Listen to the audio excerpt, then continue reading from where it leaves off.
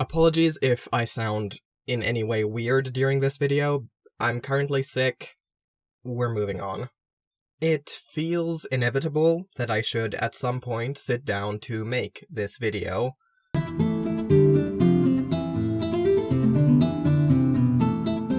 I've talked in vague terms about my disability on this channel, and I've been pretty open about what I can and can't do because of it, but I've never actually gotten into specifics. I can't tell you how I became disabled, because my disabilities are all inherited conditions, and one mild congenital malformation, but either way, I think it's time I share my disability story. Partially because we're currently in the tail end of Disability Pride Month. Yes, that is a thing. It started in the US in the 90s, but has recently gotten a little more attention internationally. Most notably in the UK, which is funny in a grim kind of way, considering everything I've heard from disabled people over there. My story began when I was either 5 or 6 years old, the day I got my first migraine. It was a beautiful sunny day, but I had to retreat from playing in the yard with my friends, so I could sit on my doorstep and cover my face with a hat. As one does when one is a tiny child suddenly experiencing a migraine for the first time. My mom caught on pretty immediately because she also has migraines and she recognized my behavior. The doctor we went to agreed that it was a migraine, but wouldn't give me any specific medication for it, because I was 5. I didn't know this at the time, but this was the beginning of a pattern. The next major incident happened in the summer of 2009. I was still a wee bab, just 10 years old, when I suddenly started falling over. My legs would just give out underneath me and I would tumble down. The incident I remember most vividly was when I was playing with a tennis pole and my legs buckled. Because our summer cottage is at the top of a cliff, the surrounding area is very stony and has some semi-steep drop-offs. The tennis pole happened to be set up by the house near the beginning of a decently steep hill. I can still remember falling sideways off the edge in almost perfect bullet time. Thankfully, nothing horrible happened, and that particular hill is covered almost entirely in moss, so I didn't even get banged up too bad, but safe to say it left an impression. My father thought I was faking it. My mother took me to see the family doctor. Remarkably quickly, I was diagnosed with Oakwyrm disease, and just kind of sent on my way. I just ran along, being 10, doing what 10-year-olds do. Things kind of stayed the same for the next 3 years, except I was dealing with chronically painful knees now. And at some point in this mess, I also got diagnosed with asthma. I had my first asthma attack on a winter walk with my family, and again, it was my mom who recognized something was actually wrong, and I wasn't just tired. I got diagnosed pretty swiftly after that, and have been taking asthma meds regularly ever since. Then 6th grade rolled around, and this is when shit really hit the fan. It was the 22nd of November, 2011. I was in gym class, and we were playing a game called Elephant Football, where you knock a giant exercise ball around with your hands, but they have to be clasped in front of you, supposedly emulating an elephant's trunk. It's a whole thing. Anyway, we were playing this, and in stark contrast to my previous memory of suddenly falling over, this time I was on my feet 1 second, and the next I was on the floor. I didn't even feel any pain at first. I was just shocked. It actually took me a moment to realize that my left kneecap looked very wrong. This might tell you something about the kind of kid I was, but my first instinct was honestly to try and fix it myself, and just get on with it and not complain, because I didn't want to be a bother.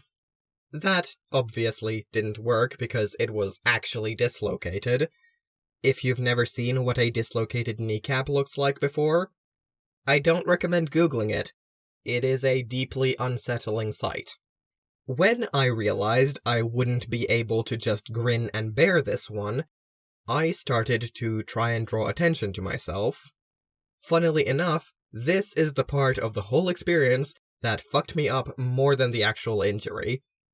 Which is saying something because to this day I still can't watch tense sports scenes in media without feeling extremely uncomfortable.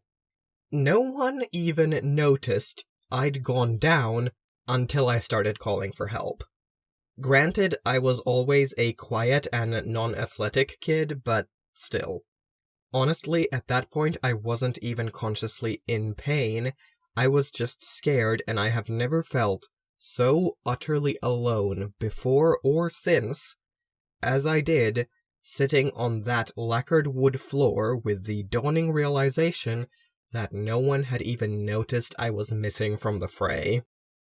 The pain only really started once my knee had been popped back into place.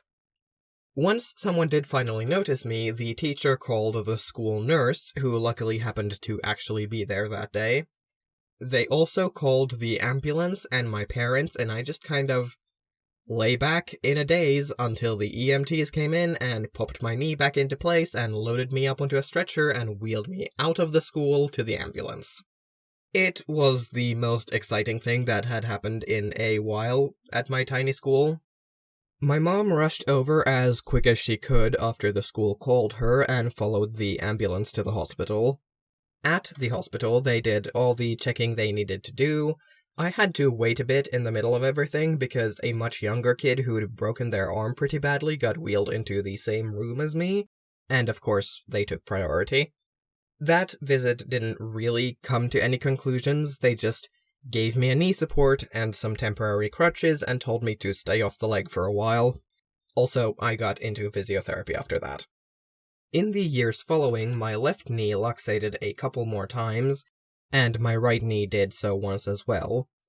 I think the one time my right knee went might have been the time that one of my knees went on Boxing Day, and effectively put me out of commission when it came to preparations, but I'm not sure. Through all of this, I kept up physiotherapy to strengthen the muscles surrounding my knees, and there was some talk of surgery. At some point, I don't remember exactly the year, I got my own crutches to have permanently whenever I may need them, but just when I thought I had some kind of handle on what my body was doing, 7th grade came along and hit me like a fucking truck. The first problem was my environment. The air quality at my school was so bad that it actually impacted my immune system, and I was sick about twice a month, which did not do wonders for my attendance record. To add to that, my migraines started to really ramp up. I would have migraines that lasted 4 or 5 days. And if I'm honest, I really don't remember much about this time in my life. I spent grades 7 through 9 jumping back and forth between a regular public school and a specialized school for special needs kids. The teachers there were actually grossly underqualified, but that is a tale for another day. It took way too long to find a doctor willing to prescribe a 15-year-old migraine medication, but when I finally got my hands on meds that worked, my migraines thankfully calmed down, and they have remained mostly manageable to this day. Despite that, I had to drop out of gymnasiet because the teachers at my school were unable to control the smoking portion of the student population. Cigarette smoke is one of my worst asthma triggers, and there were times when it would trail into the classrooms despite smoking being forbidden on school grounds. Not to mention the kids who smoked inevitably brought the smell of it back with them, which isn't as bad, but it's enough to cause irritation. To add insult to injury, the music teacher was so garbage at keeping his students in check that the sheer volume during those classes got so bad, I once actually scratched open a hole in my skin. There were kids banging on the drums in the back, talking between themselves, and messing around with the piano, all while the teacher was trying to, teach us something. This, by the way, was back when Gymnasiet wasn't mandatory, so every single student had chosen to be there, and they still acted like absolute clowns. Suffice it to say, it was not an environment conducive to my education. Somewhere in the middle of the mess that was grades 7 through 9 and my 1 year of Gymnasiet, we finally got a verdict on whether or not surgery was possible. According to the doctor I saw at the time, it technically was, but the risk-reward factor was way too high to risk it unless my knees started regularly luxating again. On the plus side, I finally thought I knew what the fuck was wrong with my knees. Turns out, my bones are wrong. They are slightly the wrong shape. Also, I still have oskutslatter, but that hadn't really been a main concern for a while at that point. I had stopped growing a while ago, so it's mostly harmless now. All it does is make sitting on my knees excruciatingly painful. All I could do at that point was to continue with physiotherapy and get the mobility aids I needed. Except, I didn't. I hadn't gotten any new mobility aids since I got my crutches, and I'd never graduated from using the same old knee support I got at the hospital when I was 12. Obviously, when I say that now, you can probably guess that that's not good, but I didn't realize how not good it was until 2018, when my knees got bad. They got really, really bad. Some days they would hurt so badly they couldn't support my weight at all. For one excruciatingly long week in late February, early March, I lived in fear of having both of them rebel against me at the same time. And I realized rather abruptly that I needed better equipment. I needed every single upgrade I should have been gathering over the years, and I needed them as soon as possible. The first thing, which was really just a band-aid on the situation, was to rent a wheelchair.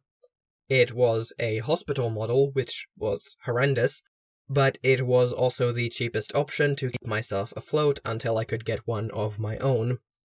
My mom and I went to several doctors to try and figure out what we could do about this situation, one of which told me to my face that he'd never seen a patient as young as me in a wheelchair, which was really more just telling on himself, but he didn't seem to understand that. He thought he'd made some kind of deep point. Finally, in 2019, the 20th year of my life, I found a doctor who actually took me seriously. He listened, and he examined me, and I finally got some actual answers as to what the hell is up with me. Those of you in my comments who have been guessing Ehlers-Danlos syndrome, ding ding ding, you are correct. Please step up to claim your prizes. Because of this diagnosis, I was able to get a custom wheelchair from the Assistive Tech Center, which was honestly the biggest boon of my entire life. Thanks to that wheelchair, I've actually been able to mostly retire my old crutches. It's oddly bittersweet to see them standing permanently leaned up against a corner in the entryway. They've carried me through such a large portion of my life, but they have served their purpose. Because I have my chair to take the pressure off my joints on my worst days, I don't have to continuously agitate them. So when I have better days, I can feel safe using a cane instead. It's been quite the experience, honestly.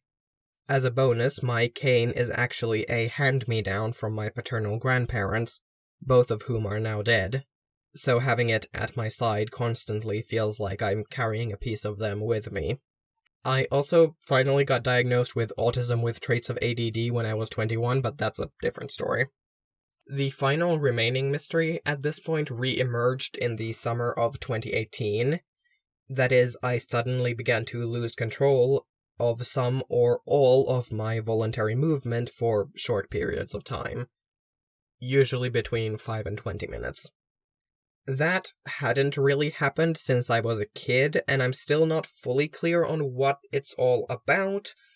If I ever figure it out, I guess I'll tell you. Thanks for watching this video. If you liked it, consider liking it and maybe subscribing. I will be back here Thursday after next. Bye!